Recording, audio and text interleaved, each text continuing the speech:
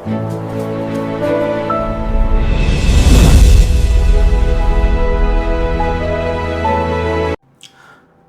Lord everyone. I'm welcoming all of you to today's Divine Revelation. మన జీవితాల్లో దేవుడు మనం అడిగిన ప్రతి దానికి అంగీకరించి మన ప్రతి ప్రార్థనకు జవాబు ఇవ్వాలని మనం ఆశపడతాం కదా. మనం ఏదైతే ఆయనకి మనవి చేసుకుంటామో ఆ చేసిన మనవి ఆయన అంగీకరించాలి అని మనం చాలా ఆశపడతాము. అయితే ఈరోజు తెలుసుకుందాము, మనం చేసే ఆ ప్రార్థన, మనం చేసే ఆ మనవి ఎప్పుడు ఆయన కాదనకుండా మనకి అనుగ్రహిస్తారు అని. బైబిల్లో ఒక శతాధిపతి ఉన్నారు. ఆయన తన యొక్క దాసుడు పక్షవాయువుతో ఉండగా, ఇంట్లో పడి ఉండగా జీసస్ దగ్గరికి తను వచ్చి అడుగుతాడు, ప్రభువా, నా దాసుడు ఒక అతను ఉన్నాడు, అతను పక్షవాయువుతో ఇంట్లో పడి ఉన్నాడు, దయచేసి అతనిని స్వస్థపరచండి అని చెప్పి. ఎప్పుడైతే ఆ శతాధిపతి అడుగుతాడో జీసస్ ఏమీ మాట్లాడకుండా నేను వచ్చి అతనిని స్వస్థపరుస్తాను అని చెప్తారు. ఈరోజు తెలుసుకుందాము ఎందుకని జీసస్ అలాగా చెప్పారు. తన శతాధిపతి అనా? లేదు. జీసస్ తన ఇంటెన్షన్స్ని చాలా క్లియర్గా అర్థం చేసుకున్నారు. మీరు అర్థం చేసుకోండి, ఒక శతాధిపతి అంటే 100 మంది సైనికుల పైన ఉన్న ఒక అధికారి. అతనికి ఒక దాసుడు, తన దాసుడు స్వస్థతతో లేడు అని తను గమనించినప్పుడు తను జీసస్ దగ్గరికి వెళ్ళి లేదా బయట వేరే ఎవరి దగ్గరికైనా వెళ్ళి నా దాసుని స్వస్థపరచండి అని అడగాల్సిన అవసరం తనకి లేదు. కానీ తన పని చేశాడు. జీసస్ తన ఇంటెన్షన్స్ని చూశాడు.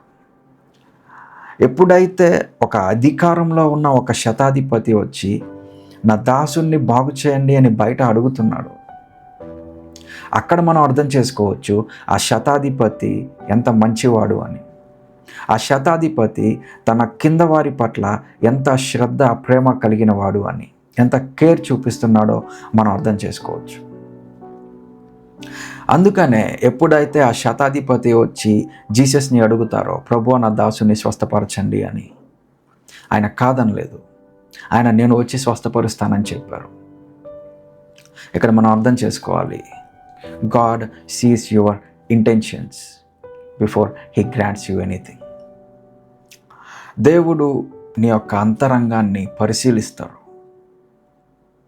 నువ్వేదైతే అడుగుతున్నావో దాన్ని నీకు ఇచ్చే ముందు నువ్వు అడిగిన దాని వెనక ఉన్న ఆ ఆంతర్యం ఏంటి, నువ్వు అడిగిన దాని వెనక ఉన్న ఆ నిజమైన ఇంటెన్షన్ ఏంటి, ఆయన మొదట దానిని గమనిస్తారు.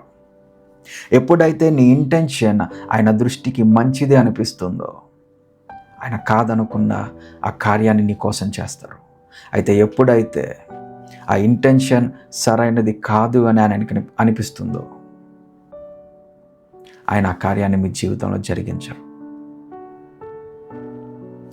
సో ఈరోజు మనం తెలుసుకుందాము, మనం అర్థం చేసుకుందాము, మన ఇంటెన్షన్స్ బాగున్నప్పుడు మనం చేసే ప్రతి ప్రార్థన నెరవేరుతుంది. మనము ఆయన ఎదుట చేసే ప్రతి మనవి నెరవేరుతుంది. అయితే అన్నిటికన్నా మొదట మనం మన అంతరంగాన్ని, మన ఇంటెన్షన్స్ని సరి చేసుకోవాలి. ఈరోజు నుంచి అది మన ప్రార్థన అవునుగాక, అది మన లైఫ్ స్టైల్ అవునుగాక. ప్రార్థన చేసుకుందాం. ప్రభువా, నీకు స్తోత్రమయ్యా, ఈరోజు మాతో మాట్లాడినందుకు నీకు స్తోత్రం. నిజమైన తండ్రి, అన్నిటికంటే అధికంగా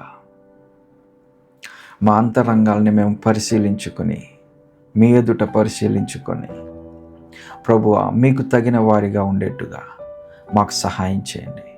ఇది మొదలుకొని మేము ప్రార్థించే ముందు మేము ఏదైతే ప్రార్థిస్తున్నామో, దేని కొరకైతే ప్రార్థిస్తూ ఉన్నామో, ఆ ప్రార్థనకు తగిన జవాబుని మేము ఆశించే ముందు ఆ ప్రార్థన నిజమైన ప్రార్థనేనా, సరైన ఇంటెన్షన్స్తో ఉన్న ప్రార్థనేనా అని మేము దానిని గ్రహించి అర్థం చేసుకొని మమ్మల్ని మేము సరి చేసుకునేలాగున మీ ఆత్మ ద్వారా మీరు మమ్మల్ని నడిపించండి అయ్యా.